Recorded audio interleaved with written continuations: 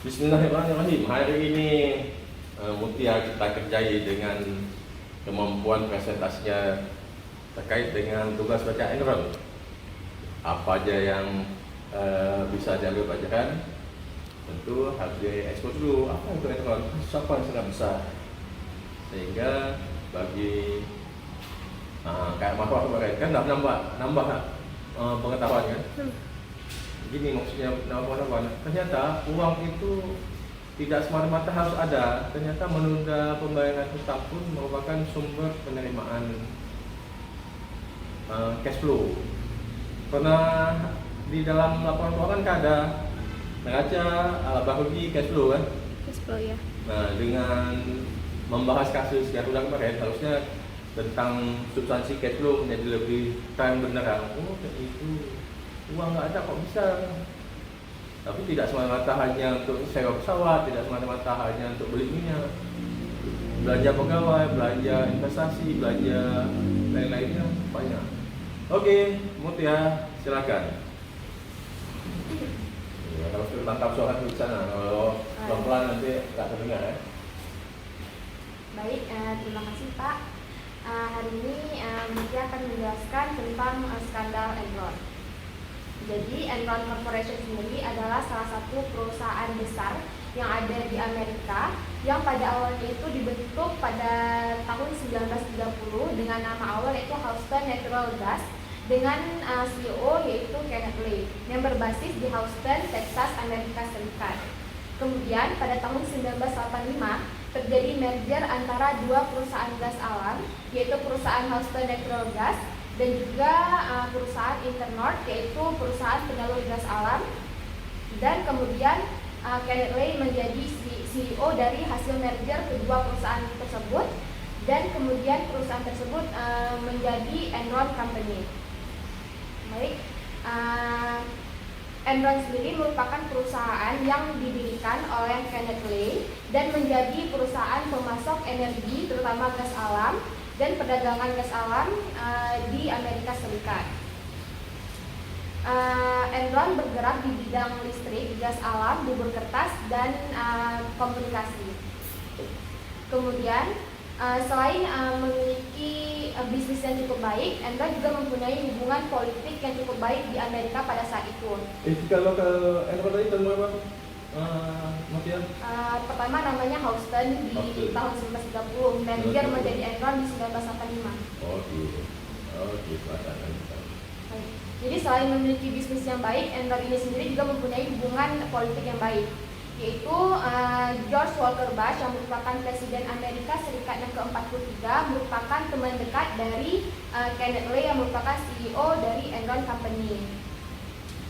Salah satu bukti dari hubungan baiknya yaitu pada hari pelantikan George Walker Bush yang ke-43, pada saat itu Kenneth sempat memberikan ataupun menggunakan jet pribadinya untuk dipinjamkan kepada George dan istri di hari pelantikan. Kayak nonton film itu ya, film apa? Designated Survivor ya. Udah tamat nonton filmnya? Nah, mungkin ada nonton? Nah, yang penting dulu baca itu. Oke, lanjutkan. Kemudian Kenneth Lay merupakan seorang financial analyst di Pentagon sebelum bertemu dengan Presiden Amerika tersebut. Pentagon itu apa? Nama daerah. Pentagon itu kantor pertahanan Amerika Serikat. Pertahanan. Kalau bilang Pentagon itu asosiasi. Dan asosiasinya itu apa? Langsung ke visi kan. Oh, Pentagon, kantor pertahanan. Oke, lanjutkan. Walaupun bisnis dari Enron ini terlihat baik, tapi pada 1987 masalah utama di Enron terjadi yang disebut dengan skandal Valhalla. Tahun berapa? Tahun 1987. 87. 85 didirikan, 87 udah bermasalah. Ini awalnya. Nggak ngasal makanya. Oke, lanjutkan. Awalnya, jadi apa itu skandal Valhalla? Skandal Valhalla yaitu skandal di mana dua trader dari Enron Oil, kan tadi Enron ada beberapa bidang, salah satunya minyak, yaitu dua trader dari Enron Oil yang bernama Louis Borget dan Thomas Rooney yang merupakan trader dari Enron Oil melakukan beberapa kecurangan di dalam bisnis. Yang pertama, mereka menginvestasikan uang perusahaan untuk bermain di pasar saham melebihi dari yang diinginkan. Kemudian mereka juga memindahkan dana ke akun palsu. 2 bulan kemudian, Enron menderita kerugian senilai 90 juta dolar dalam 5 hari oil trading. Dan ternyata mereka menginvestasikan semua cadangan uang perusahaan di dalam permainan tersebut. Jadi apa akibatnya? Kemudian dan sebelum itu, Kenneth Lay yang diharapkan Kenneth Lay tidak menjatuhkan hukuman, bahkan tidak memecat kedua trader ini. Tetapi beberapa tahun kemudian ketahuan oleh auditor dan mengakibatkan kedua trader tersebut dijatuhi. Beberapa tahun, beberapa bulan, berapa tahun ya? Ya cuma setahun. Masa setahun? Enggak, setahun Pak. Setelah itu. Kalau setahun nggak disebut beberapa tahun, setahun kemudian. Dijatuhi hukuman dikarenakan penipuan yang dilakukan sebelumnya. Dan pada saat itu, tapi Kenneth mengaku bahwa dia tidak mengakui mengenai masalah tersebut. Setelah 2 orang tersebut keluar dari perusahaan Enron, maka Kenneth harus mencari karyawan lain. Maka muncullah seseorang bernama Jeffrey Skilling pada tahun 1990. Pada saat itu awalnya Jeffrey Skilling bekerja di sebuah perusahaan konsultasi yaitu McKinsey Company, yaitu perusahaan yang bekerja sama dengan Enron pada saat itu. Kemudian muncullah Jeffrey Skilling yang menjadi CEO di Enron. Skilling mengubah Enron yang awalnya bekerja sebagai pemasok gas menjadi pasar saham bagi gas alam, dan muncullah sebuah sistem yang disebut dengan mark to market yang diajukan oleh Jeffrey Skilling pada saat itu. Maka apa itu mark to market? Mark to market adalah sebuah sistem akuntansi di mana perusahaan mencatat profit ketika kesepakatan terjadi, bukan ketika profit tersebut benar-benar didapatkan oleh perusahaan tersebut. Perusahaan mencatat profit. Apa nama istilahnya tadi? Mark to market. Mark to market, tandai di pasar ya. Kayak mana juga ya, koneksitas wifi ya. Jadi catatnya di baru ada perjanjian langsung udah transaksi ini untung luar biasa itu. Bukan pada saat kenyataannya berapa pendapatan yang diakui ketika misal pelanggan bayar atau real berapa transaksi yang disetujui ya. Ini pokoknya baru kisaran aja dan langsung diakui itu nih ada pendapatan sekian nih. Oke, lanjutkan. Sengaja saya potong supaya ini enggak saya mengantuk ya. Panjang kali. Oke, lanjutkan. Benar seperti Bapak bilang tadi. Jadi mereka mencatat keuntungan itu ketika perjanjian terjadi. Dan tetapi sistem ini disetujui oleh Security and Exchange Commission yang ada di Amerika Serikat pada saat itu. SEC apa? Komisi Bursa di Amerika Serikat. Pasar saham di Amerika. Exchange Komisi apa tuh? K-nya apa tuh? Security and Exchange Commission. Untuk menarik para investor. Jadi tujuan utama yaitu agar lebih banyak investor di perusahaan mereka. Contohnya mereka mencatat keuntungan sebesar 600 juta dolar, yaitu hampir setara 9 triliun rupiah, walaupun sebenarnya mereka belum benar-benar mendapatkan dana tersebut. Kemudian salah satu sistem juga yang diterapkan oleh Jeffrey Skilling di perusahaan waktu itu yaitu Jeffrey Skilling menerapkan sistem dengan melakukan penilaian kepada seluruh karyawan. Jadi Jeffrey Skilling sendiri dikenal dengan filosofinya yang bernama survival of the fittest, yaitu siapa yang paling kuat maka dialah yang bertahan, yang berasal dari buku favoritnya yaitu The Selfish Gene karya Richard Dawkins. Jadi Skilling menanamkan konsep kepada seluruh karyawan Enron dengan memberikan nilai ataupun rating kepada karyawan dari nilai 1 sampai 5, di mana nilai 1 adalah yang paling baik dan 5 yang paling buruk. Kemudian apa dampaknya? Jeffrey Skilling akan memecat 10% karyawan dengan nilai terburuk. Maka apa sih efek hal ini kepada karyawannya sendiri? Yaitu karyawan terpaksa harus bekerja selama 8 jam per hari dan 18 jam per hari dan harus memberikan keuntungan kepada perusahaan. Jadi ya, ada praktik di tahanan-tahanan penjara besar para napi itu disuruh main game game online. Jadi kalau nggak bisa dapat kemenangan poin, disiksa, harus main sampai main game nggak enak kan. Penjangan itu sampai orang kamu belum dapat capai ini, disiksa ya. Jadi memang orang tuh main game terus, disediakan internet itu kan sama juga nih, orang dipaksa 14 jam sama mati orang ya, nggak istirahat ya. Oke, lanjutkan. Kemudian selanjutnya ada CEO dari Enron yang bernama Lou Pai yang memiliki prinsip yang hampir sama dengan Jeffrey Skilling. CEO dari Enron siapa namanya? Lou Pai. Lou Pai. Tapi dia CEO di perusahaan, anak perusahaan Enron, bukan yang di Enron utamanya. Yang di utamanya tak Jeffrey Skilling. Ya, lanjutkan ya. Saya lagi belajar. Punya saya ada kegiatan tuh, masih ada. Tetapi diketahui pada 2001 Lou Pai meninggalkan Enron dengan membawa sejumlah 215 juta dolar atau setara dengan 3, triliun dan menjadi pemilik tanah terbesar kedua di Colorado pada saat itu. Kok bisa nggak dikejar, nggak ditangkap? Bawa lari duit. Tapi masalahnya dia meninggalkan kerugian sebesar 1 miliar dolar. Udah meninggalkan kerugian, bawa lari uang lagi ya. Waduh. Dan ini terjadi sebelum skandal di Enron itu terungkap. Tahu ya? Ya, lanjutkan. Ini menarik kali ya, nanti kalau kita bedah satu, tapi nggak sekarang. Ini ya, presentasi aja dulu. Oke, lanjutkan. Kemudian akibat dari sistem mark to market di awal tadi, untuk meningkatkan pendapatan dari perusahaan, saham Enron meningkat 3 kali lipat dalam waktu 2 tahun. Kok bisa caranya ditingkatkan nilai saham? Kok bisa naik? Apa yang dilakukan oleh manajer investasinya? Meningkatkan pendapatan Ya, perusahaan. nggak baca aja, saya sengaja harus kita ingat nih. Kok bisa naik 2 kali lipat ya? 3 kali lipat. 3 kali lipat harga sahamnya, pasarannya. Ya, oke.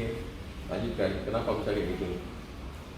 Kemudian pada tahun 1997 Enron juga membeli sebuah perusahaan pembangkit listrik sebesar 2 miliar dolar dan mengubah nama menjadi Enron Capital and Trade Research yang menjadikan Enron sebagai perusahaan gas dan energi terbesar di Amerika pada saat itu, di mana pendapatan mereka bertambah sebesar 7 miliar dolar atau setara dengan 109 triliun rupiah. Dan pegawai mereka meningkat dari yang awalnya 200 orang menjadi 2.000 orang. Kemudian selama masa itu perusahaan juga menyuruh seluruh karyawan untuk menaruh tabungan pensiun di perusahaan. Dalam hukum perpajakan Amerika, setiap pekerja bisa menabung sebanyak-banyaknya 12.000 dolar Amerika Serikat setahun dan tidak akan dikenai pajak. Maka ketika menginjak usia 60 tahun, maka mereka berhak mengambil dana tersebut dan membayar pajak seperti layaknya penghasilan biasa. Nah, selama berada dalam tabungan pensiun, uang tersebut akan ditanamkan dalam bentuk saham dan obligasi dengan harapan si penabung akan meraup bunga sebanyak-banyaknya bila ia siap pensiun. Karena biasanya perusahaan sendiri yang mengadministrasikan tabungan pegawai-pegawai mereka, perusahaan akan menanamkan uang tersebut dalam bentuk saham dan perusahaan tersebut. Regulasi tabungan masa tua ini dikenal dengan nama 400K sesuai dengan pasal yang mengatur masalah hukum perpajakan untuk pensiunan Enron. Juga menerapkan sistem ini dan menanamkan seluruh tabungan pensiun dari pegawai-pegawainya dalam bentuk saham perusahaan. Dulu, apa yang digambar sama Mutia pegawai, misal pegawai usia 30 tahun. Dan kemudian dari dia diberi tadi pas kesempatan untuk menabung atau memang dianjurkan ini kalau ada penghasilan tabung nih supaya kena pajak di usia 60 baru nanti bisa ambil dari tabungan dia itu pun dapat keuntungan misal tingkat dalam bentuk bunga 12% misal itu berlipat ganda. Apa yang terbayang bisa Mutia gambarkan kok bisa mau pegawai menabung di perusahaan itu sebagai saham? Kok nggak kena pajak? Gimana maksudnya? Tiap tahun nggak kena pajak atau kan pada akhir tahun nanti ketika mereka ambil kena juga pajak penghasilannya. Jawa nggak kena itu. Jawa nggak kena pajak. Jawa tuh kayak mana? Setahun, 2 tahun, 3 tahun? Sampai usia 60 tahunnya. Jadi setiap tahun mereka bayar kan wajib Pak. Jadi memang disuruh dari perusahaannya. Jadi itu salah satu trik perusahaan sebenarnya. Ya. Karena kan mereka pakai sistem market tadi. Jadi kan mereka nggak ada uangnya, cuma perjanjian di awal. Jadi ini salah satu cara mereka untuk menaikkan harga saham. Jadi orang-orang tuh bisa tertarik. Karena kan tadi uang pensiun itu bakal diubah menjadi bentuk saham oleh perusahaan. Jadi secara nggak langsung tinggi harga saham. Masuk akal. Cuman gini, mengenai fakta pajak di Amerika ini terkenal, bukan terkenal, memang sangat ketat kan, punya penghasil lapisan pajak kan, pajak progresif kan istilahnya kan, kalau pajak kan. Pernah ikut pajakan ini, pajak perpajakan? Pertanyaan pajak Pak. Lapis pertama yang kena 5% penghasilan berapa sampai berapa? 0 sampai 50. 50 juta. Lapis kedua 50 juta sampai berapa? 200 ya kalau nggak salah. Yang kena 10% ya? Ya. Berapa? Sampai 200. Sampai 250 kan? Juta, 50 sampai 250. Iya Pak, 250. Ya, Dari 250 sampai salah sedikit 500. apa-apa. Jadi kira-kira kayak gitu. Jadi Iya. progresif. Nah, di Amerika hampir seperti itu juga. Cuman kita kan memang nggak pemerhati. Tapi seperti itu, ada penghasilan baik itu yang dibayar oleh perusahaan maupun investasinya dapat penghasilan lagi. Itu ketika dimasukkan dalam tabungan perusahaan untuk jaminan hari tua, nggak dikenakan pajak. Makanya orang ya, enak juga ya. Kan kalau dikenakan pajak, Allah kita nabung-nabung berkurang nanti duit kita kan. Nah ini yang membuat daya tarik. Nah, ini. Tapi perusahaan lucu juga ya, perusahaan nggak kena pajak dengan mengambil sumber keuangan. Nah, karena itu bagian dari penempatan. Yang kena pajak bagi perusahaan adalah ketika penghasilannya dihitung, entah perusahaan asuransinya, entah investasi perusahaan sekuritasnya, itu bakal kena pajak kalau dia mencatat keuntungan. Jadi kalau nggak itu nggak kena. Jadi ini peran akuntan kalian harus bisa bayangkan uang banyak itu. Nggak sampai ke situ, imajinasi, harus punya imajinasi. Baca-baca yang kayak gini, melatih untuk berpikir lebih besar dari skala mampunya kita bayangkan. Oke, lanjutkan Mutia. Kemudian sistem lain yang dibuat oleh Enron yaitu pada tahun 1999 mereka membuat sebuah aplikasi yang bernama Enron Online, yaitu bagaimana para customer bisa membeli ataupun bertransaksi dengan perusahaan melalui sebuah website. Pada tahun 2000 Enron membuat sistem jaringan internet berkecepatan tinggi untuk menjual gas dan listrik pada saat itu. Maka pada tahun ini harga saham Enron meningkat dan majalah Fortune pada saat itu menobatkan perusahaan Enron menjadi perusahaan paling berpengaruh dan inovatif di dunia. Kemudian pada tahun yang sama, pada tahun 2000 perusahaan membuat sebuah perjanjian dengan Blockbuster. Jadi apa itu Blockbuster? Blockbuster itu adalah sebuah perusahaan yang bekerja di bidang video. Jadi mereka menyediakan video. Kalau misalnya sekarang itu seperti Netflix. Maka kemudian perusahaan beralih ke telekomunikasi, bekerja sama dengan Blockbuster dan menyediakan layanan tontonan streaming. Tetapi kenyataannya pada saat itu teknologi belum sebaik itu. Dan pada tahun ini pula Enron itu bekerja sama dengan kantor akuntan publik, salah satu kantor akuntan publik terbaik di Amerika, yaitu satu dari 5 perusahaan audit dan akuntansi terbesar yang bernama Arthur Andersen. Jadi apa saja perusahaan akuntansi terbesar pada saat itu ada KPMG, PricewaterhouseCoopers. Kantor KPMG yang ada di tempat ya? Kampus gedung KPMG ya? Oh, Ada, beda. Pak. Beda, betul. Betul. Itu gedung itu dibangun Betul. sedekahnya dari KPMG. Oh, KPMG. Iya, KPMG cabang di Indonesia ada kayak Ernst & Young ya. Itu dari luar negeri juga. Di Indonesia itu cabangnya. PricewaterhouseCoopers itu juga kantor akuntan publik dunia. Di sini cabangnya. KPMG itu. Pokoknya ada the big five ya. Kalau ngomong-ngomong itu jangan 5 kantor besar, sebut the big five aja. supaya keren sedikit. Oh, The Big Five. Walaupun saya bahasa Inggrisnya kacau, The Big Five langsung tahu saya. Oh ya, kata 5 kata besar, urutan tertinggi. Apa lagi? KPMG tadi apa lagi? Deloitte. Ernst & Young, PricewaterhouseCoopers, Arthur Andersen. Tapi benar Arthur Andersen menggunakan kasus Enron ini. Ya, oke ya. Nanti saya dengar ceritanya kayak mana kok bisa dia dituntut sama parlemen dengan apa undang-undang Saxon of apa ya? Ada nanti kalian bisa baca lah. Saxon Oxley atau apa? Apa? Sarbanes. Itulah dia. Nggak tahu, nggak apa. Tapi sangat terkenal deh tentang keharusan keterbukaan informasi publik kan apa? Oke, baca lagi. Kemudian salah satu masalah juga yang terjadi di Enron yaitu Enron membangun bisnis listrik di India pada saat itu. Tetapi pada kenyataannya India tidak mampu untuk membeli listrik. Jadi perusahaan mengalami kerugian. Tapi walaupun mengalami kerugian, para eksekutif tetap menggunakan sistem mark to market dalam mencatat profit di masa depan dan tetap memberikan bonus kepada seluruh eksekutif. Itu tahu contohnya, kayak kereta api cepat kita tuh. Oh ini luar biasa nih untungnya nih. Kalau udah tutup, bangunannya nggak sanggup, Pak Jokowi.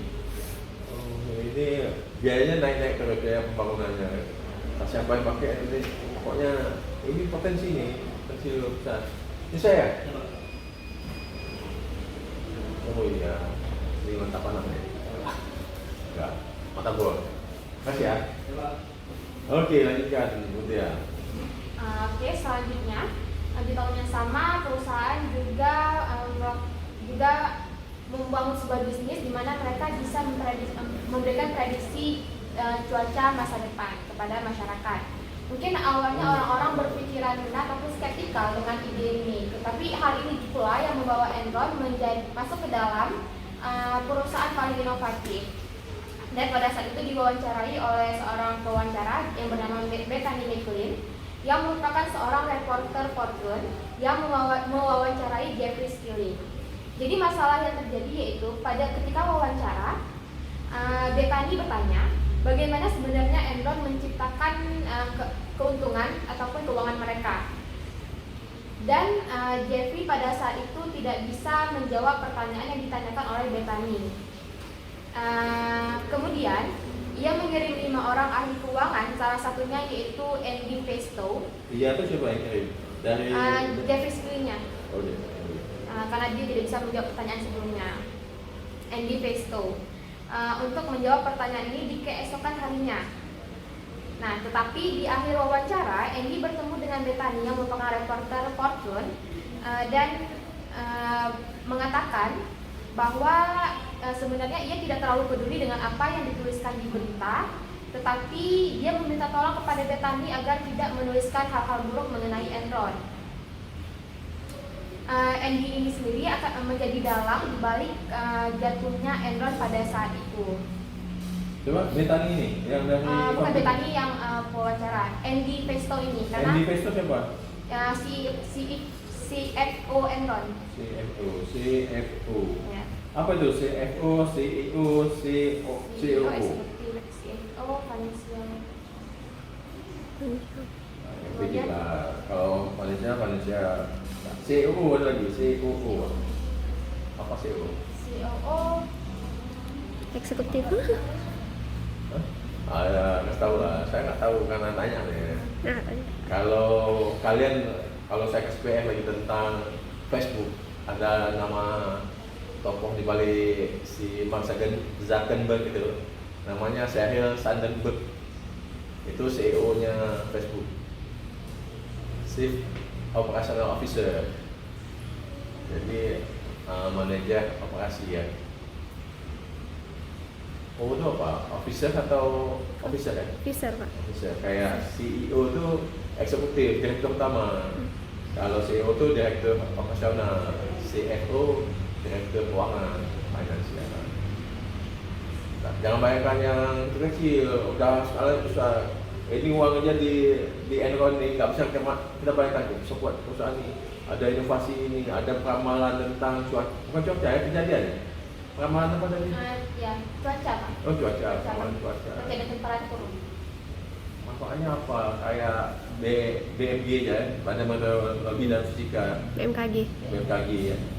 Tapi luar biasa orang bisa ini mati dulu ya, masih banyak yang mau dibaca. Banyak apa? Ini kalau kita tunggu sampai habis lupa deh. Jadi dari mana bisa dapat untung dari apa unit usaha yang bergerak di bidang meramalkan cuaca? Mana ya? Tidak bisa berimajinasi si just stealingnya. Apa ya? Siapa yang bayar jasa itu? Kok tertarik apa namanya Enron ini membuat divisi di bidang peramalan cuaca? Ya itu apa ya? Kan bergaul pokoknya teknologi begitu dicecah pertanyaan bodohnya apa ya? Nah gitu. Jadi luar biasa orang punya imajinasi ini dalam kayak kalau kalian baca tentang Steve Jobs. Siapa Steve Jobs? Tahu Steve Jobs? Nggak tahu juga, pasti nggak tahu. Nggak tahu ya? Mana laptop? Ini pakai apa nih laptopnya? Pernah dengar ya? Asus Pak. Asus. Yang pemilih Apple, CEO-nya Apple, Steve Jobs. Itulah untung kalian pernah ngobrol sama saya. Apa aja saya pernah baca. Kalian nggak sempat baca. Ini membaca kasus besar kayak gini. Ini bekas saya aja bawa ini pusing juga. Yang mana kan? Karena nggak hafal sekali kisahnya. Kalau ada yang baca kayak gini bisa dicongkel sedikit. Apa ya? Bisa jadi kita bulat-bulatkan apa pengusahaan sini. Itu cara belajar yang efektif. Kalau cuma baca aja, tidak ada pernah dikritisi, lewat begitu aja, ada selesai. Oh enggak ya, udah habis. Besok nggak ingat lagi. Jadi sebelum lanjutkan, kasus Enron ini waktu kami kuliah nggak ada. Saya kapan kuliah? 1992 sampai 1997. Belum ada kasus ini dalam materi kuliah apa? Dalam kurikulum kami belum ada. Belum tahu saya ini tentang Enron ini. Sekarang mungkin nggak ada juga ya. Udah lewat. Padahal ini kasus penting Enron ini. Masuk dalam sejarah yang bagaimana luar biasa sistem keuangan perusahaan multinasional besar, perusahaan besar. Pas bertanya kalau perusahaan yang udah uangnya multi seperti itu. Unicorn Pak ya? Apa? Perusahaan unicorn ya? Unicorn. Apa tuh unicorn? Nah, ini saya kasih tahu, harus tanya lagi nih. Startup unicorn, apa tuh unicorn? Tahu Pak, pernah jawab Bapak aja tadi. Alah, saya nggak ada bilang kalau Mahfud yang bilang unicorn. Tapi benar Pak? Ada Pak Jokowi waktu kampanye dengan saingan dengan Prabowo kan saling melontarkan pertanyaan-pertanyaan gitu. Salah satu pertanyaan Jokowi, bagaimana Anda mengelola unicorn? Unicorn? Apa unicorn? Pak Jokowi kan mengunggulkan orang yang menguasai teknologi walaupun dengan tim ininya, tim kreatifnya. Pak Prabowo, unicorn. Apa unicorn? Jadi, unicorn ya perusahaan inilah teknologi ya online kayak gitulah. Jadi syarat unicorn itu adalah perusahaan yang punya dalam 4 tahun terakhir punya aset perputaran asetnya sampai berapa triliun gitu, ada kategorinya. Kalau startup itu juga gitu. Kalau kita membuat perusahaan apa gitu, asetnya atau operasional masih belum besar, nggak disebut startup. Kayak Shopee unicorn kan. Ada lagi seperti misal Tokopedia udah lewat, ada yang disebut lagi unicorn karena masanya itu sudah masa bertahan, udah maturity ya. Ini yang startup yang sedang bertumbuh, itu yang disebut unicorn. Jadi masa Pak Jokowi yang periode kampanye yang waktu yang lalu, imajinasinya tentang bagaimana mengelola unicorn yang ada di Indonesia sehingga membantu pertumbuhan ekonomi Indonesia. Indonesia harus masuk ke tahap mengambil peluang bisnis dalam ini apa fintech. Apa itu fintech? Apa fintech? Finansial teknologi. Finansial teknologi. Jadi perusahaan-perusahaan yang bukan lagi secara manual tapi keuntungannya itu lewat semua transaksi, beli online catat, nggak datang orang beli pakai duit kayak kredit, nggak lagi. Jadi mengalir uang itu udah dari mana aja, nggak menunggu pelanggan itu datang ke gerai kemana, tapi orang bisa belanja dari mana aja dengan menanamkan aplikasi Play Store di masing-masing handphone orang. Saya aja tiap hari belanja gitu, belanja online. Mau beli mata buah kan dari Medan beli online, dan Cina kadang-kadang ini apa ya? Apa ya? Lupa saya. Oke, lanjutkan. Nah, saya sengaja freeze sebentar supaya ada imajinasi di luar Android ini. Sampai mana dah tadi pas? Sampai Andy Testo. Wendy Face itu ngapain tadi? Jadi Yang diwawancara ke yang kasih tahu ya, yang tahu tentang keburukannya. keburukan dari Enron. Kalau suka hati lah mau bilang apa, tapi tentang Enron jangan kasih tahu, jangan dibongkar ya. Makin curiga orang yang bilang gitu ya. Oke, lanjutkan. Apa? Jadi kan Andy Testo tadi CEO-nya. CFO. CFO ya. Jadi dia membuat pencatatan profit palsu bagi Enron dan membuat perusahaan palsu yang bernama IJM. IJM apa tuh IJM? Jadi perusahaan yang membeli aset bagi Enron, dia jual beli aset. Salah satunya kapal pada waktu itu. Jadi mereka membeli 3 buah kapal, tapi kemudian 5 bulan kemudian dijual. Jadi tujuannya hanya untuk menarik bank untuk berinvestasi di perusahaan tersebut, di IJM tersebut. Untuk imajinasi aja ya. Kapalnya ada, tapi dibeli sebentar itu jual lagi. Jadi nggak dibilang jualannya apa, nggak bilang. Waktu beli aja, kita punya kapal. Pernah ikuti. Pertamina pernah jual kapal waktu kapal tanker, waktu Menteri Laksamana Soekardi, Menteri BUMN-nya Laksamana Soekardi. Nggak tahu ya, masih pakai apa ini kalian, masih lah ya, kalau lahir. Laksamana Soekardi tahun berapa ya jadi Menteri BUMN? Pertama Megawati jadi presiden tahun berapa? 2001 mungkin. Kalian udah lahir belum? 2002 kami Pak. 2002, oh iya. 2005 pun kalian belum nggak tahu juga, masih anak cuma tahu. Kayak gitulah cerita. Jadi luar biasa banyak cerita di balik apa ya? Sejarah, bukan sejarah masa perjuangan dulu, sejarah di bawah tahun 45. Ini sejarah di masa setelah era Megawati. Kenapa tadi kapal mereka jual? Katanya untuk memulihkan ini keuangan Pertamina, ada kapal. Padahal belinya mahal-mahal, sama kayak dulu BCA udah hampir kolab, dibeli sama pemerintah, disehatkan balik, habis itu dijual lagi. Tanggung siapa? Luar biasa. Itu tuh imajinasi aja. Lanjutkan lagi. Jadi akibat untuk menarik bank tersebut berinvestasi di perusahaan mereka, ada 96 bank yang tertipu pada saat ini Pak. Jadi 96 bank berinvestasi di perusahaan IJM tersebut. IJM. Tulisannya huruf I. Iya. IJM. Saya ganti belajar juga sama Putian. Ya hafal saya tentang siklus jatuh bangunnya perusahaan. Oke, terus investasi 96 ya? 96 bank. 96 bank. Ya, terus Terus selanjutnya Enron merger dengan perusahaan yaitu Pacific Gas dan Electricity. oh dulu. Titip nanti materi punya bahwa dengan nanti akan kirim saya, kirim di grup juga boleh. Saya ganti belajar, sampai kalian kumpulin, ada yang baca, biasa aja baca aja. Boleh ya? Oke, terus lanjutkan.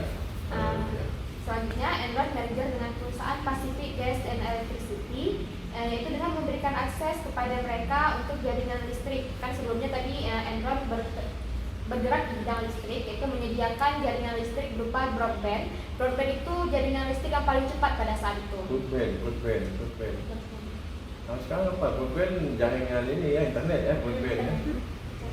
4G dah berapa broadband? Wah, 3,5G dah dibilang broadband dulu. Padahal listrik dasarnya ya. Oh ya. Nah, terus. Tetapi pada saat itu di California diadakannya. Tetapi Enron melakukan manipulasi pula pada hal ini, yaitu ia bekerja sama dengan operator listrik di California, satu kota tersebut, dan mematikan listrik di hari-hari penting. Jadi kan di hari-hari penting permintaan atas listrik meningkat. Jadi mematikan listrik sehingga Enron yang menjual listrik tersebut di masa-masa itu dengan harga tinggi, karena orang sangat membutuhkan di hari-hari aja itu. Politik ini ya, bisnis apa istilahnya ya, bisnis jahat lah. Nggak tahu istilahnya apa ya. Ada kalau kayak Hentenir itu di pasaran nggak ada, terus dia tunjukkan produknya dengan harga tinggi gitu. Oke, terus Karena hal ini terus-terusan terjadi, maka pemerintah berusaha mengambil peran, karena kan dari masyarakat sendiri juga mengadukan kepada pemerintah atas listrik yang terus mati ini. Tetapi presiden pada saat itu yaitu George Walker Bush yang merupakan teman dekat dari Kenneth Lay, pendiri Enron. Dan George pada saat itu mengatakan bahwa campur tangan ia sendiri tidak akan mengubah apapun. Bahkan Federal Energy Regulation Commission, yaitu komisi atas regulasi energi di Amerika Serikat, tidak mengambil tindakan apapun. Dan ini pula yang menyebabkan masyarakat memilih gubernur baru di California pada masa itu. tahun berapa tuh? Itu tahun 2000. Saya udah kerja di BPK. Menurut ibu nggak tahu saya kerja di Enron ini. Nggak peduli lagi saya. Untung ada kalian baca. Kemudian pada tahun 2001, tanpa alasan yang pasti, Jeffrey Skilling yang merupakan CEO Enron mengundurkan diri dan keluar dari Enron. Pada saat itu, Skilling keluar dari Enron ketika keadaan perusahaan sedang buruk-buruknya, yaitu seperti yang disebutkan di awal, mereka membuat jaringan listrik tetapi tidak ada pembelian karena mereka membangunnya di India dan lainnya. Kemudian Kenneth Lay pun mengambil peran Jeffrey Skilling sebagai CEO. Kemudian muncullah Sharon Watkins yang menggantikan Andy Fausto bekerja sebagai CFO perusahaan. Kemudian Andrew mengirim surat mengenai jumlah korupsi dan kecurangan yang mengejutkan. Siapa yang kirim? Andrew yang CFO tadi. Dia kasih tahu ke siapa? Kirim surat ke mana? Ke ini jurnal Wall Street. Oh, dia buat surat terbuka ya. Biar orang lain tahu. Oh, ada kasus korupsi ini sebelum dia nih. Jadi kasus korupsi atau apa ya di Jiwasraya. Pernah dengar? Ikuti Jiwasraya. Enggak, lagi sibuknya belajar intermedi kalian 2 tahun yang lalu kan. Sekali main direktur utamanya banyak kali asetnya, investasi di mana-mana kan. Kalau mau dengar tuh cari di YouTube, cari lihat ILC, mau detail kali di ini kan. Pembahasan di ILC bagaimana, kenapa bisa ini, manajer keuangannya. Tapi ya tetap aja ngelak kan. Apa yang dilakukan dah benar. Tapi berapa banyak orang wan prestasi nggak bisa dibayar asuransi orang. Saya kan kecil satu orang pun nggak bisa. Berapa ribu orang wan prestasi berharap orang akan menerima jasa asuransinya pensiun. Ada apa ya 9 pending. Tapi itu kalah besar dengan Enron ini sudah betul-betul membabi buta, menggurita namanya penipuannya. Wih, kalau saya merinding punya, tapi kalau mudah baca karena tugas nggak merinding lah. Sama kayak dosen ini bercerita harus aktor harus bisa menceritakan bagaimana kita mana orang bisa membuat kondisi yang seakan tidak bermasalah. Nah, ini penting loh. Inilah kalian akuntan. Walaupun akuntan itu kata dosen saya, akuntan itu kakinya antara dua, satu di surga, satu di neraka. Kenapa di surga? Karena inilah jasa pencatat, adalah mencatat supaya jangan orang lupa. Begitu juga kalau akuntan publik, memeriksa supaya jangan ada penyimpangan. Tapi satu sisi lagi kakinya di neraka, banyak kali titipan kepentingan yang sebenarnya itu adalah penipuan semua. Itulah akuntan. Resikonya besar kali. Pengen jujur, tak dapat rezeki. Nggak jujur, berapa banyak hajat jadi orang tertipu orang, tertipu. Orang jadi bunuh diri. Kasus Bank Century, pernah dengar? Century. Pernah dengar tapi nggak Pernah dengar, ingat. nggak tahu juga. Berapa banyak orang investasi apa kayak sekuritas gitu kan. Sehingga Bank Century ini hanya wadah, bukan di Bank Century investasinya ke pasar modal. Mereka sebagai alat dari pasar saham aja, nggak bisa buat investasi lah rupanya. Sampai siapa tuh demo-demo, sampai buka-buka baju, wah orang nggak dibayar. Berapa orang jadi gila, nggak udah investasi, jual rumah ini itu, lebih banyak nih untungnya. Hasilnya tipu namanya. Itu akuntan, bisa. Ini belum saya nggak yakin kalian bisa paham, tapi ketika diulang-ulang, oh kayak gini ya. Ini istilahnya pola besar yang ketika kita belajar akuntansi, oh kayak gini ya dulu, oh kayak gini ya, ini yang dimaksud ternyata ya. Kalau sekarang mungkin nggak bisa bayangkan karena nggak nyambung apa yang sedang dipelajari, tapi lama-lama, oh kayak gini maksudnya, susah juga ya. Oh pantas lah kita, kok bisa gajinya sampai jutaan dolar nih, bisa bawa lari uang. Tahu kasih pandang. Ada bisa di bank aja kasus apa tuh, rekening nasabah dicuri sama, maksudnya curi ya lewat bank ini kan punya sistem, tapi ya diakali seakan dan simpan, dan di dalam dibuat dimanipulasi lagi dengan apa bil apa namanya, kalau kita mau nabung apa pakai slip apa tuh namanya, formulir tabungan ya. Kertas yang paling sini. Apa tuh namanya? Formulir apa tuh? Stock and the bed atau apa ya? Kemudian bukuan, dipalsuin, dan masuk ini dibuat lagi transaksi seakan ini adalah punya nasabah. Padahal nggak ada transaksi. Udah dimasukin ya, dia pindahkan ke rekening dia. Nanti pada akhir bulan masukin lagi. Dia menjaga, ini kan tak tahu. Pokoknya berapa banyak untung orang diputar-putar sekali kayak gitu, dia ngambil keuntungan. Akan sepele ya, tapi pada satu waktu larinya orang hilang. Yang bermasalah kan banknya, waduh kok bisa nabung itu nggak aman, bisa tercuri. Jamnya lanjut lagi, hampir habis. Jam berapa dah? Dan sampai belum setengah jam, belum 1 jam, baru 40 menit. Ya kan? Apa kan? Dan jam-jam kawan gitu. Sengaja saya buat jam segini. Kalau baca aja boleh ngantuk lagi operator video kita. Oke, lanjutkan ya. Kemudian tadi kan ada pengiriman surat terbuka kepada The Wall Street Journal pada saat itu. Kemudian mereka menerbitkan jurnal dan mengatakan bahwa apakah harga yang ditawarkan oleh Enron itu terlalu tinggi. Harga apa? Harga saham? Harga penjualan barang mereka. Kan kayak tadi listrik kan mereka menjual harga tinggi di hari-hari tertentu. Jadi itu jurnalnya mengenai hal tersebut. Nah, kemudian hal ini menimbulkan pertanyaan pula kepada yang tadi SEC, Komisi Sekuritas dan Bursa Saham di Amerika Serikat. Oh iya tuh, saya suka deh. Jadi kita nggak melulu harus ini baca. Ini lebih tinggi nih kemampuan.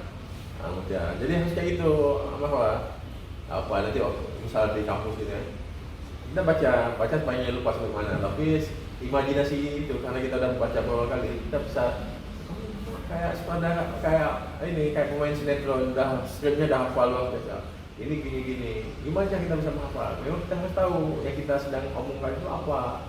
Kalau kita pokoknya baca aja, nggak gitu hidup cerita kita.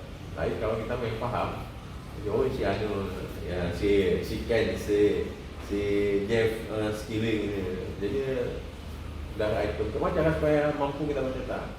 Tulis nama Jeff Skilling ini, cerita baca ini, kayak gini. Jadi versi itu tidak mesti harus sama sekali seperti teks, tapi kita bisa buat cerita itu jauh lebih hidup. Seakan memang kita bercerita ulang, kayak terlibat kita di dalamnya. Dosen harus kayak gitu, walaupun dosen cuma paling ini bisa masuk ini gitu. Kalau udah bercerita luar biasa kan, ahli bercerita, lebih kuat lagi kemampuan kita. Oke, lanjutkan. Masih banyak ya? Masih 3 halaman lagi? Nggak terlalu banyak lagi. Oh iya, oke, saya masih mau dengar. Kemudian karena munculnya jurnal tersebut kan publik jadi tahu nih kalau pasti ada yang nggak benar dari perusahaan Enron tersebut. Kayak tadi Komisi Sekuritas dan Bursa Saham juga bertanya-tanya. Jadi hal ini pula yang membuat para investor udah mulai merasa was-was ataupun takut untuk menginvestasikan saham mereka, dan mereka juga takut dengan saham yang sudah mereka investasikan sebelumnya. Jadi CEO-nya yaitu Kenneth Lay berusaha meyakinkan kembali para investor dan karyawan untuk dan mengatakan bahwa perusahaan itu baik-baik saja dan tidak ada masalah. Selama ia berusaha meyakinkan investor tersebut pula, perusahaan akuntan yang di awal tadi yaitu Arthur Andersen berusaha menghilangkan dokumen pemeriksaan mereka. Oh, jangan dihilangkan. Dimusnahkan, Pak, dihancurkan. Di ya. Ya, jadi ada 1 ton kertas yang dihancurkan pada saat itu. Satu apa? 1 ton kertas. Wah, banyak kali ya. 1 kontainer Pak ya. Nggak banyak lah. Kertas kerjanya. Ya. Cuman sayang, bukan sayangnya sih. Untungnya. Sialnya atau apa? Sialnya mereka itu sudah terlalu terlambat karena perusahaan sekuritas itu kan sudah melakukan pemeriksaan. Jadi kan mereka buru-buru nih mau menghilangkan bukti dokumen, tapi udah ketahuan duluan bahwa mereka melakukan beberapa penipuan seperti yang di awal tadi terjadi, dan juga sistem market mereka yang sudah tidak benar. Jadi seakan-akan perusahaan itu untung, tapi sebenarnya mengalami kerugian. Pak, 15% tahan. Tidak apa, tapi mati aja nih. Tinggal 5% dan matiin ya. Hebat tuh saya masih tahan ya. Kalau yang ini udah 15% udah kentut ya. Terus kemudian KAP Andersen itu merupakan salah satu perintah kepada Andersen untuk menghancurkan dokumen. Yang merintahkan siapa? Dari Enronnya juga. Enronnya ya. Cuma mereka Andersen pun tetap mempertahankan Enron pada saat itu. Ya, karena mereka yang mengaudit kan. Selama beberapa tahun opininya WTP terus ya. Ya, gitu terus. Terus kemudian perusahaan akuntan yang pada saat itu bekerja sama dengan Enron atau Andersen sudah menghilangkan 10 ton kertas, dan pada tahun itu pula, pada tahun 2001 semuanya terungkap dan Enron dinyatakan bangkrut. Jadi apa sih dampak dari bangkrutnya Enron itu sendiri? Ada 29.000 orang kehilangan pekerjaan, yaitu karyawan dari Enron sendiri, karena Enron kan merupakan salah satu perusahaan besar. Jadi banyak orang yang bekerja di situ, jadi begitu bangkrut banyak yang kehilangan pekerja. Kemudian Kenneth Lay juga pada saat itu dikenai hukuman 45 tahun penjara. Tapi meninggal masih di penjara dia? Udah meninggal. Udah meninggal? Meninggal di penjara. Mau lagi aja ntar ya? Ya azan. Karena kalau lagi semangat, azan pun nggak dengar ya. Oh, lanjutkan. Ini kita tinggal dengar aja nih. Besok-besok kita bahas lebih mantap. Saya nggak pending. Oke, lanjutkan. Ya. Oke, seperti yang tadi dijelaskan di awal, kalau seluruh karyawan itu disuruh untuk membuat tabungan yang di Enron, tabungan kesehatan. Kemudian tabungan kesehatan. Tabungan kesehatan dan pensiun, Pak. Oh. Ada di bawah. Jadi mengakibatkan 20.000 orang di Enron kehilangan asuransi mereka. Selain itu, Jeffrey Skilling yang CEO udah keluar tadi, dia tetap dijatuhi hukuman pada saat itu, yaitu 24 tahun penjara dan denda sejumlah 180 juta dolar. Dan KAP Andersen harus membayar sejumlah 32 miliar dolar atau setara 503,6 triliun kepada seluruh pemegang saham yang merasa dirugikan. Jadi itu kisah dari bangkrutnya Enron. Tapi dari kisah beberapa rangkuman untuk kecurangan lain ada 4 di sini. Yang pertama, KAP Andersen itu mencatat laba bersih sejumlah 393 juta dolar atau setara 6,1 triliun. Tapi kenyataannya pada saat itu Enron mengalami kerugian sebesar 64,4 juta atau 10,1 triliun. Kemudian memasukkan laporan pendapatan dari Mariner Energy yaitu anak perusahaan Enron dari 185 juta dolar atau 2,8 triliun rupiah menjadi 366 juta atau 5,7 triliun rupiah. Kemudian mereka juga meminjam dana dalam jumlah besar, tetapi tidak mencatatnya sebagai utang pada saat itu dan tidak dicatat oleh mereka. Dan menyembunyikan kerugian besar yang dialami oleh anak perusahaan. Maka Enron jatuh di tahun 2001. Terus apa akibat dari jatuhnya Enron pada saat itu? Maka muncullah sistem yang Bapak bilang tadi atau yaitu Sarbanes-Oxley Act.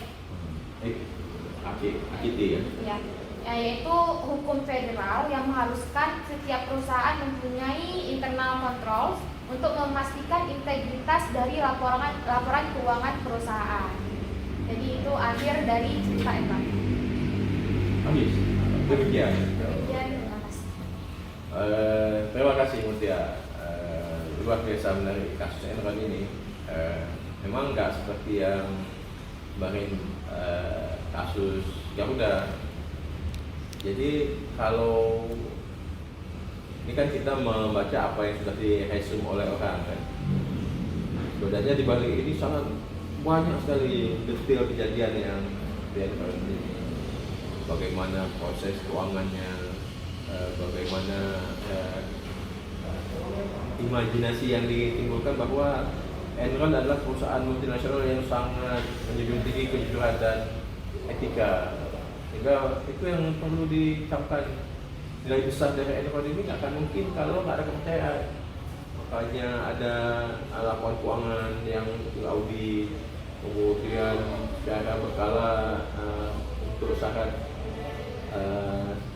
saham yang dijual di pasar saham itu harus ada proses. Nggak bisa gini ya. Oh ini udah WTP, harus ada bukti-bukti. Dan nilai saham itu juga bagian ukuran perusahaan bertahan atau seperti apa. Tapi inilah imajinasi pebisnis. Kalaupun kalian nanti sempat menjadi pebisnis, ini seperti ini ya.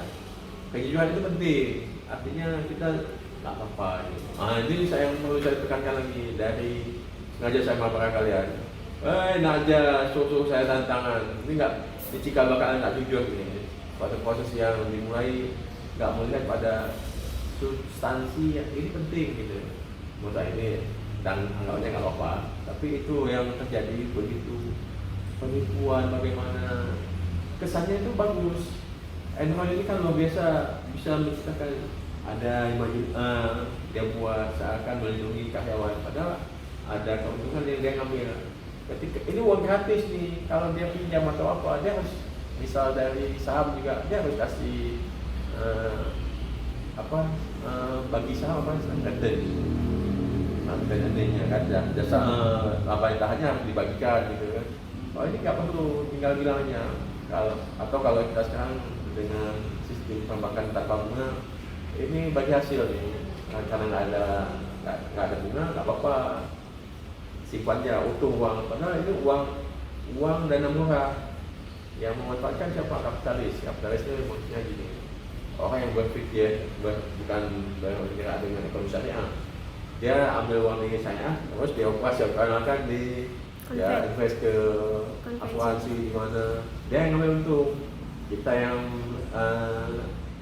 ya karena nilainya gini kita karena berniat karena memang ingin gagasan ya udah nilai kalah nggak usah pusing kita juga kemana tapi ada orang-orang yang bisa memanfaatkan ada uang murah nih nggak perlu bayar mahal nih kita bisa investasikan berapa lama ini kan mengalirkan uang semua banyak kalau di kasus jasa harga Jiwasraya itu uang itu kalau dimasukin dalam buah besar itu udah uang yang sangat banyak dia habis tidak tahu kan ambil banyak pun nggak tahu yang keluar sedikit kalau kerannya dibuka sedikit keluar uang di luar itu udah dari mana aja masuk gitu seperti itulah dunia bisnis kita bisa masuk di situ nggak belum tentu hanya orang yang terpilih karena kecurangannya karena koneksinya rezekinya bisa masuk ke situ dan masuk ke situ aduh enak juga ya sini ya nggak perlu kerja lagi uang ngalir hanya uang yang kejar-kejar mereka, rezeki dia. Tapi sebenarnya semua orang punya tanggung jawab bagaimana mengelola. Nggak ada yang duduk-duduk aja langsung datang uang, itu nggak ada. Tommy Soeharto mana dengar? Tommy Soeharto, anak Pak Harto yang punya partai apa ya? Partai Berkarya namanya. Pasti kalian nggak tahu juga. Dulu masa Pak Harto, Soeharto presiden. Tommy ini kan anak Pak Harto. Semua anak Pak Harto punya bisnis. Bambang Triatmojo juga. Nah, Tommy ini yang paling bengal lah pokoknya. Bisnisnya juga banyak. Orang tinggal datang ke dia, bukan dia yang mikirin bisnis mana. Dia tinggal apa proposal ini Pak, begini. Ini udah ada nih, masa yang belum ada yang mana? Ada ide, bisa jatuh. Jadi orang yang berlomba membuat ide bisnis seperti apa, proposal lengkapnya. Oh ya bisa, oke lah. Gak apa lah, kerjain lah, nanti kalau udah hasil kasih tahu dia perkataan kerjanya ini. Dia gak perlu modal, orang yang berlomba menginvestasikan, yang penting nama dia, anak presiden, ya hobinya balap mobil dan seterusnya, bisnisnya macam-macam lah. Istrinya juga ada lebih dari satu lah, walaupun yang tahun satu, Tata. Ya orang kaya kayak gitu, dan luar biasa, uang yang kejar-kejar dia. Tapi jahatnya juga akan muncul gitu. Jatuhnya Tommy Soeharto ini ditangkap, saya lupa apa kasusnya. Melarikan diri lagi waktu itu, melarikan diri dan kejar-kejar, masih ditangkap lah, maksudnya kan sekarang bebas. Demikian banyak. Jangan anggap bahwa kalau di swasta ada kasus korupsi, lebih banyak. Pegawai negeri kasus korupsi ini tangkap di ya lah sedikit. Tapi di swasta ini lah buktinya. Ya sebab ini pola yang bisa muncul kalau semakin pintar orang semakin punya imajinasi bagaimana mengelola bisnis. Ada ide kayak gini, buat lagi kayak ini apa namanya? Android ini aja berapa anak perusahaan yang muncul kan? Dari buat apa? Buat ini. Buat lagi perusahaan listrik karena kita punya teknologi begini. Sama kayak yang di Garuda kemarin apa namanya? Konektivitas WiFi, di jaringan konektivitas WiFi di pesawat gitu. Apa nih? Pokoknya buat aja, belum tentu bisa. Yang penting, luar negeri udah ada nih, kita belum ada. Cuman konsepnya begini. Cari orang pintar aja, bayar berapa gitu. Jadi kalau kalian baca buku Steve Jobs, saya punya sih, tapi nggak sempat usah dari ini kebanyakan novelnya. Jadi dia ketika jatuh dari perusahaan dia apa tuh Apple itu, karena dia mendirikan, tapi dia dilengsarkan, dia buat perusahaan sendiri dengan tabungan dia, namanya NEXT. Dia minta dibuatkan logo, berapa dia bayar? $200 juta. Oke, dengan konsultan macam. Terus logonya kayak mana? Itulah NEXT. Ini aja harganya $200 juta. $200 juta kan $20,000 lupa saya. Iya, tapi ini filosofi begini. Itulah orang dengan keahliannya bisa membuat sesuatu yang punya nilai itu. Nanti saya kasih bagian itu, saya share ke kalian. Tebal buku novelnya, capek kali bacanya. Ya kan orang kan pernah baca. Kalian nggak punya imajinasi. Tapi karena saya nggak banyak kerja sih, saya bisa baca apa aja. Oh kalian sih, ya kan? Oke, oh dia dah 59? Oke, 59? Ya. Oke lah. Itu ya dulu sampai habis. Intinya dengan memaparkan ini, yang pertama kalian apa juga udah nih usia luar biasa menghafal baca berulang-ulang supaya itu melekat di otak ini. Kemudian memperhatikan diri, menyampaikan, mempresentasikan itu juga bagian mempraktekkan sesuatu. Nggak tahu sekarang katanya ini udah selesai, nggak dimakan apa tadi. Alhamdulillah, walaupun kemarin udah PD juga dan siap untuk presentasi. Siapa malam macam ini, oh besok pas pagi ada pagi, aduh capek-capek dapat nggak jadi. Jadi ini bekalnya, bekal pernah praktek gitu, pernah praktek. Oh seperti ini ya, walaupun mungkin kalian kalau tugas di kampus ada sih, tapi hanya beberapa udah dan selesai ya. Nggak punya beban harus tahu dari A sampai Z sampai A gitu. Walaupun kita nggak tahu semua, tapi minimal apa yang kita baca ada beberapa referensi. Oh ini masuk ini. Nah, ini masih satu aliran yang mengalir yang kalau di expose dipresentasikan menarik. Nah itu satu tema tertentu. Ini enak kalau ini. Luar biasa, terima kasih sudah berusaha keras. Untungnya bantu saya tuh. Ya. Tapi tetap minta tolong kirim apa yang ini ya, saya nambahin juga. Saya udah cari juga. Oh ini banyak. Tapi versi yang dia ini versi tes baru.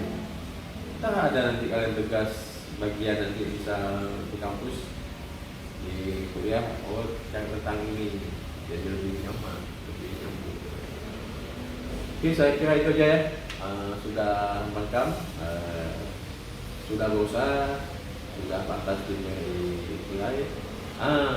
Jadi kami tentang apa yang itu ya? Dana bos.